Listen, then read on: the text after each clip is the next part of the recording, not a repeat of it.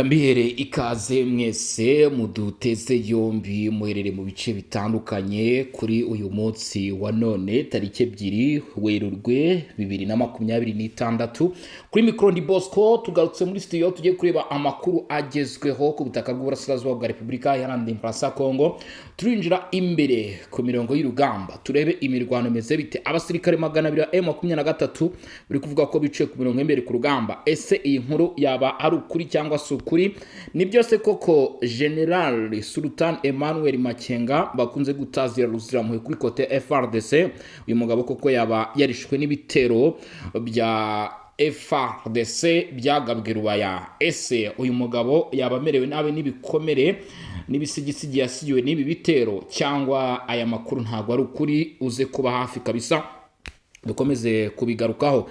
Ibitero bya M23 ku kibuga cya Bangoka Kisangani ubugira kabiri byapfubijwe, ndetse M23 yahura n'igihombo gikomeye cyane kuko yatakarijemo mu by'ukuri akavagari rwose k'amafaranga nyuma yuko drone zo mu bwoko bwa Kamikaze zo mu bwoko bwa Yuhi akarongo gatatu yari yaraguze rwose zose zigize iki zihatikiriye kuko ikoranabuhanga riri hariya mw'abantu mwe, ikoranabuhanga riri hariya ntabwo risanzwe. Ni indege z'abanyaturukiya zizwiho nako plutôt zizwiho nazo kuba ari indege zidasanzwe, ariko kugera imbere y'ikoranabuhanga FARDC yamaze gushinga hariya, yashinze ikintu bita imizi y'ikoranabuhanga birimo birushaho kugorana cyane, ndetse biri no kugora ku buryo budasanzwe abarwanya umutwe witwaje intwaro wa M23 mu kugerageza kugaba ibitero mu bice bigiye bitandukanye. Wigire hino rero kuko tugufite amakuru menshi cyane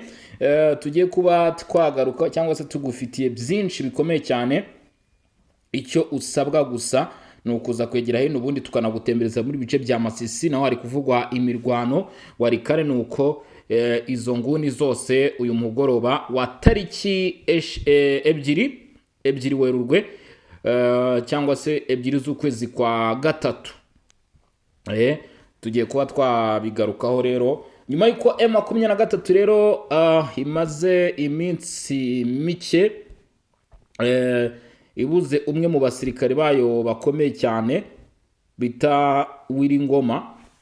Ubu amakuru ari kutugeraho aravuga ko n'undi muyobozi w'izinyeshyamba nawe vuba bidatinze ashobora kuba yamaze kwitaba Imana. Uyu nta wundi no bita General Sultan Emmanuel Makenga.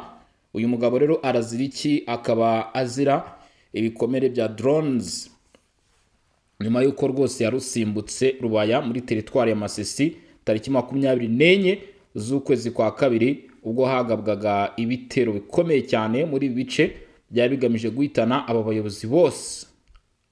bayobozi bose. Biravugwa kandi ko uyu mugabo yabashe gutoroka, umwe mu barinzi be ba mbere araharasirwa, ndetse ikindi kintu ugomba kuba wamenya kandi ukanasobanukirwa, bivugwa ko n'umuganga we rwose nawe wa mbere ngo yaba yararasiwe muri ibi bitero bya drones. Mu bishoboka ko rwose bitaba byaramugendekeye neza. Hama rero amakuru amaze kuba ajya ahagaragara cyangwa se yamaze kumenyekana, harerekana ishusho n'isura igaragaza ko mu by'ukuri uyu mugabo yakomerekejwe za ekra zaje kumukomeretsa hanyuma arahunga, usibye ko bitigeze bimuhitana.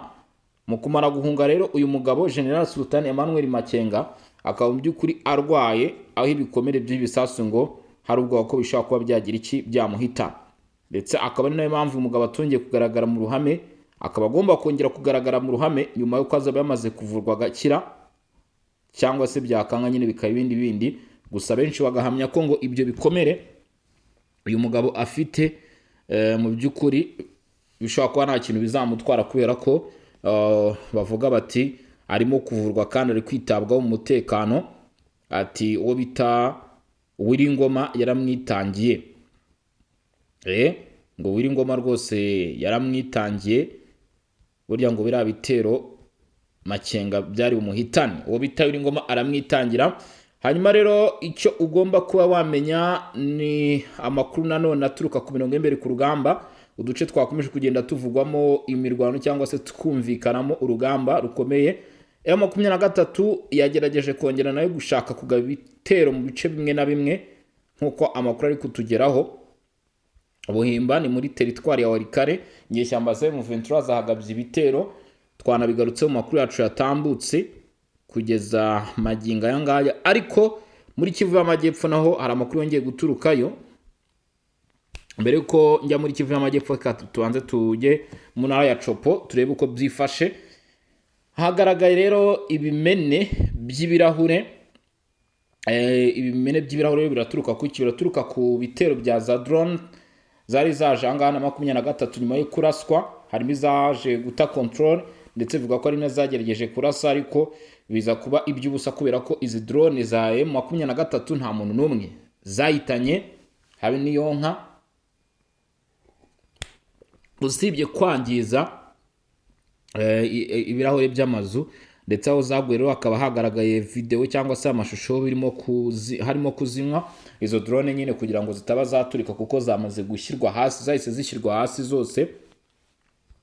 Ibingibi rero bikaba bigaragaza ikiswe ubushotoranyi burimo gukorwa n'uru ruhande rwa M23, nyamara igaca ruhinga nyuma yamara gukora ubushotoranyi ndetse no kugaba ibitero nk'ibi ngibi nkuko bigenda bigarukaho, yaba ibona ko iri gutsindwa cyangwa se ikomeje gutakaza umubare mwinshi w'abarwanyi, bigahita igaruka mu by'ukuri igahita igaruka mu itangazamakuru. Uwo bita Lawrence Kanyuka agahita avuga ati turi kugabwa ibitero, ati ibitero birimo kurenga ku mategeko n'amabwiriza yo guhagarika imirwano, ati biri kubangamira uburenganzira bwa muntu, biri kugabwa atuye n'abaturage, kandi ngo ari izi nyeshyamba zikomeje kugenda zitangiza ubwo bushotani ndetse n'ibyo bitero.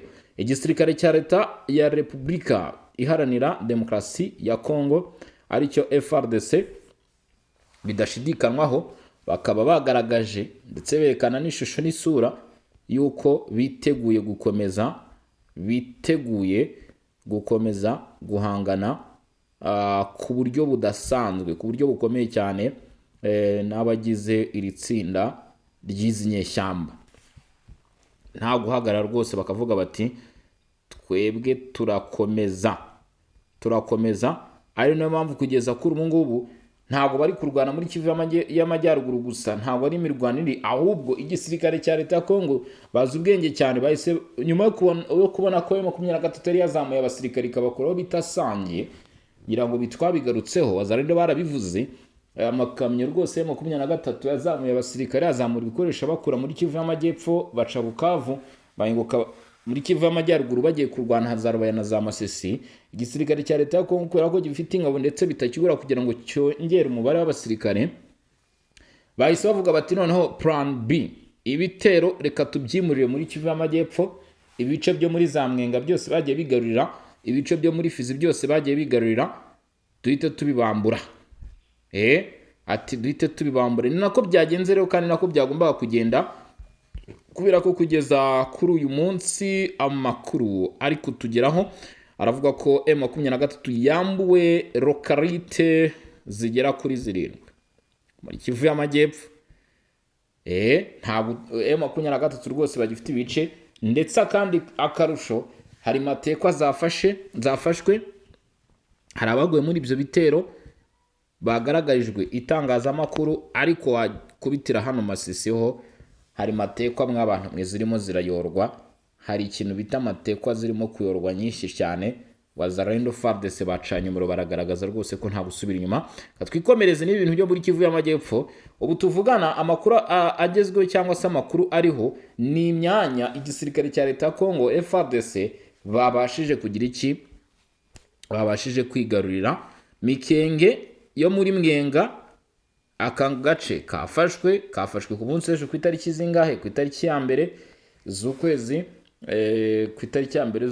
kwa gatatu, byari ku cyumweru, nibwo FARDC Wazarendo FDNB bari binjiye muri aka gace bagacakira basoramo M23. Nkaho bidahagije rero nibwo baje gukomeza rero, biraro mbiri yafashwe utwo ni uduce twagiye dufatwa mu by'ukuri nk'uko amakuru agenda tugeraho. Ibice biri strategique byose hano Kivu y'Amajyepfo abasore bagiye babiyoragura rwose bavuga bati reka tubifate ni hahandi M23 nayo ubwo ni nako ibigenda isubizwa inyuma. Ntabwo umuntu apfa kukwaka igice cya mbere cya kabiri cya gatatu gutyo gusa. Aho bita izi lokalite zirimo Mikenge, Kakenge, Kasirita, Biraro mbiri, Bidegu ya mbere, iyo myanya yafashwe ndetse amakuru aturuka akavuga ko ngo hapfiye abarwanyi benshi cyane, abagera kuri 200 bakaba bamaze gutakariza ubuzima muri ibi bitero birimo bivugwa ahangaha cyangwa se bikomeje kugaragara muri ibi bice, ibigaragaza ugutsindwa kwa M23. Izi nyeshyamba rwose zikomeje kugenda zitsindwa kandi mu buryo bugaragara ku buryo buri mwari wese abibona. M23 rero kuva yatakaza Uwiningoma ikomeje kujarajara mu bitero byayo, M23 kugeza uyu munsi. Benshi bavuga cyangwa se batangaza bati irimo iragira iki, M23 irimo iratarataza systeme bakunze kugenda bakoresha, ariko uyu munsi nkeka ko kubahira bigoye cyane kubera ko uru ruhande nanone rwa Repubulika Iharanira Demokarasi ya Kongo rufite ingufu, rufite abarwanyi benshi cyane ndetse n'ibikoresho byinshi cyane. Gusa hari agace bita Buhimba kagezemo M23 nkuko bimaze kuba byavugwa. Izi nyeshyamba rero nyuma yo kwacana umuriro zabashe kuhagera aho igisirikare cya leta ya Kongo FARDC basubiye inyuma mu rwego rwo kurengera n'inyungu z'abaturage, aho byagaragaraga yuko abaturage benshi rwose ni akomeza kuza kubaho imirwano baza kwaburira ubuzima. Igisirikare cya leta ya Kongo kirangije kiravuga kiti reka twebwe tugira iki, reka twe tubabise dusubira inyuma gato, urugamba n'ubundi tuzi uko tugomba kuba twarurwana. M23 rero igashinjwa kutita ku baturage, nyamara ngo ikagaruka nyuma igashinja cyangwa se ikavuga iti ubutegetsi burimo burakora ibikorwa ibini, burimo burahonyora cyangwa se buri kurenga ku mategeko n'amabwiriza yo guhagarika ibikorwa by'imirwano, bikagira ingaruka zikomeye cyane ku baturage. Hari itangazo rero ryashyizwe ahabona cyangwa se ryashyizwe ku mugaragaro, tuvuga ibi noneho biri mu nyandiko bigaragara ku bijyanye n'ibitero bya Kisangani. Ndagira ngo mbaganirize cyangwa se mbahe ishusho y'amakuru aturutseho bita Kisangani kuri bitero M23 yahagabye. Byari ku nshuro ya kabiri, nibyo byari ku nshuro ya kabiri M23 igerageza kwangiza ibikorwa remezo by'igihugu cya Repubulika ya Demokarasi ya Kongo ivuga ko irengera ibikorwa remezo bifitiye umumaro abaturage. Baravuga ati kubaka biravuna ariko abasenya ntibabura. Reka rero nkubwire uko byari byifashe muri iyi nyandiko cyangwa se uko byifashe wa muntu we. Ni inyandiko rero ya page imwe ishyizwe ahagaragara cyangwa se ishyizwe hanze. Iyo tuvuze ngo ishyizwe ahagaragara cyangwa se ishyizwe hanze se byose si kimwe, ishyizwe ku karubanda rwose ku buryo bavuga ngo ni ku kabarore. Waba uri Tanzania uraza kuyibona, waba uri Uganda uraza kuyibona, waba uri aho uri hose Majyepfo, Majyaruguru, Burasirazuba, Burengerazuba. Ni inyandiko buri mwari wese yemerewe kubona, ariko hari ikintu ngenda mbibutsa, ibitekerezo byanyu, inyunganizi byemewe, mujye mubyibuka ko byemewe. Rero reka turebe ibiri muri iyi nyandiko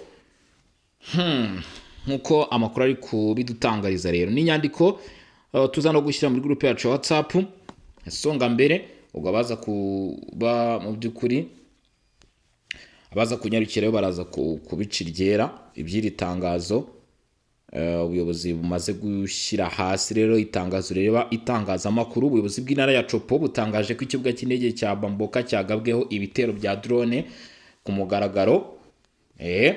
Ubuyobozi bw'intara muri Repubulika ya Demokarasi ya Kongo butangaje ko ikibuga mpuzamahanga cy'indege cya Bamboka giherereye i Kisangani cyagabweho ibitero bya drone zitwaje ibisasu bya rutura mu rukerera rwo ku itariki ya 1 Werurwe 2026.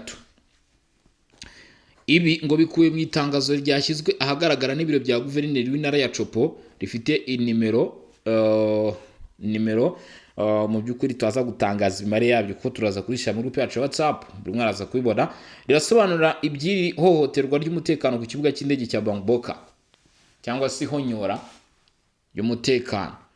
Muri iryo tangazo ubuyobozi bw'intara ya Chopo buyobowe na nyakubahwa Pauline Rendengoria Rababonga batangaje ko ibyo bitero byatangiye hagana saa 8 z'ijoro ku isaha yaho, aho yavuze ko byagizwemo uruhare n'ingabo z'u Rwanda ndetse n'abafatanyabikorwa bazo bo mu mutwe wa FCM 23. Bavuga ko drones zakoreshejwe zari zitwaje ibisasu bitatanya uduce twinshi dushobora guteza ibyago byinshi ku basivili zishobora kurasa rwose ngo bikagiteza ibyago. Nuvuga ngo ni ibisasu ushaka guturika hanyuma bikavamo uduce twinshi, utwo duce twinshi rero ngo dushaka kugira ingaruka zikomeye cyane mu gihe byabiraswe ku basivile. Ubuyobozi bw'intara bukaba bwagaragaje ko igiteye impungenge ari uko iki kibuga cy'indege gereye kure cyane y'imbere ku rugamba kuko kiri ku ntera irenga y'ibirometero 1000 uvuye aho imirwano iri kubera mu burasirazuba bwa Kongo. Akaba ari ikintu rwose cyatunganye bavuga ati se izi nyeshyamba si zatanga ibitero by'ubwiyahuzi, ati ikindi kandi none ntabwo zikiri inyeshyamba, ibikorwa biraza kugaragaza ko wamaze kuba umutwe w'iterabwoba. Muri iryo tangazo yavuze ko drone zakoreshejwe zari zitwaje ibisasu biteye ubwoba, aho yongeyeho ko ibitero byiyongereye cyane mu masaha y'akazi ku kibuga cy'indege mu gihe indege zitwara abagenzi zari ziri mu bikorwa bisanzwe. Ngo rwose habayeho ko haburaga gato bigateza n'ibyago ku buryo bamwe mu bari mu ndege zisanzwe bari buhaburira ubuzima. Gusa Imana yakinze akaboko. Nk'uko iryo tangazo ribivuga, drone enye zashoboye kuburizwamo no kuraswa n'ingabo zirwanira mu kirere za FARDC hejuru y'umujyi wa Bangboka. Iya mbere yarashwe ahagana saa 9:48, iya kabiri saa 11:15, iya gatatu saa 1:00 z'umugoroba, naho iya kane iraswa saa 1:48, aho indege y'iyi sosiyete yitwa Company Africa Aviation yari yatangiye kugwa ku kibuga guhera saa 1:45.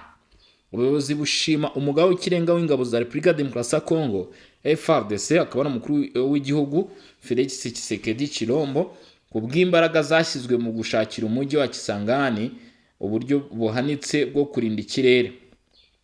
Yashimye kandi abasirikare ba FARDC n'abafatanyabikorwa babo kubw'umwuga n'ubunyamwuga bagaragaje mu guhangana n'ibi bitero. Rwose baritanze kandi bagaragaje ko abantu bari professional. Guhagarika ibitero nk'ibi biza drone bagaragarika iya mbere, hagarikwa iya kabiri, hagarikwa iya gatatu, nta kintu byangije. Nta mpamvu yo kutabashimira, bakabashimye cyane. Muri iryo tangazo guverineri yamaganye yivuye inyuma ibyo yise ibitero by'iterabwoba n'ubugwari, ashimangira ko bigamije guhungabanya umutekano w'abaturage n'ibikorwa by'ubwikorezi bwo mu kirere. Yanamagariye abaturage ba Chopo n'abanyekongo muri rusange gukomeza ituze, kwitonda no gukaza amarondo ndetse no gushyigikira ibikorwa by'umutekano byiswe Yebera Vision Voicing cyangwa na firimbi bigamije gukangurira abaturage kugira uruhare mu kurinda umutekano w'aho batuye. Iri tangazo ryasojwe risabira umugisha Repubulika Iharanira Demokarasi ya Kongo n'umukuru wayo ndetse n'intara ya Chopo muri rusange. Iri tangazo ryashyizweho umukono Ikisangani tariki ya 2 Werurwe na Claudie n'uwo bita Claudine, minisitiri umuyobozi w'intara ushinzwe ibijyanye n'igenamigambi, ingengo y'imari, ubukungu, ubucuruzi ndetse n'ubucuruzi bushingiye ku mishinga mito n'iciriritse. Akaba ari nawe uvugira ubuyobozi bw'intara. Rero akaba rwose yashyizeho umukono, ateraho na kashe, agaragaza cyangwa se yerekana ko ari itangazo ryizewe rero na guverinoma. Hariho kashe, ni kashe ahubwo hariho isinya rwose igaragaza ko ryashyizweho umukono. Iri tangazo rero turishyire muri groupe yacu ya Songa Mbere. Mwibutsa ko kujya muri groupe yacu ya Songa Mbere uza kunyura munsi y'umutwe w'inkuru ukajya muri comment. Wamara kujya muri comment rero, iyo maze kujya muri comment ubonamo link, nubwo ni ku bantu batarajyamo igahita ikwerekeza ku bantu bamaze kunyarukira. Uraza kunyarukira ku rubuga rwawe rwa WhatsApp, hanyuma urebe groupe nyine. Muri groupe wenda ufite niba zirenze imwe, urebe yanditseho Songa Mbere, uraza guhita ubona kabisa, winjiyemo urebe iby'inyandiko, wiyumvire nawe uyumvire uko byifashe cyangwa se uko biteye ahangaha muri utu duce wa muntu we, umenye kila kintu, umenye buri kimwe. Ngiye rero kuri mikoro nk'ibisanzwe nkaba nari Bosco umutaramu cyane. Iyi ni Legion Info. Mbifurije kugubwa neza, munyarukire no kuri Barore TV, mufyonde kuri subscribe. Hanyuma rero ibisigaye turakomeza kugenda tubana 5 kuri 5. Ndabasuje kandi nanone abo mudukurikiranye kugeza kuri umunota, mbifuriza kugubwa neza. Icyo nababwira ni kimwe rero, turazagura mu masaha ari imbere, nabwo turaza kuba tureba ibiraba bigezweho, ibiraba bigezweho rwose. Icyo usabwa rero ni ukomeza kubana natwe, ubundi natwe tukaba dusabwa kukugezaho amakuru. Murakoze cyane, mugire ibihe byiza.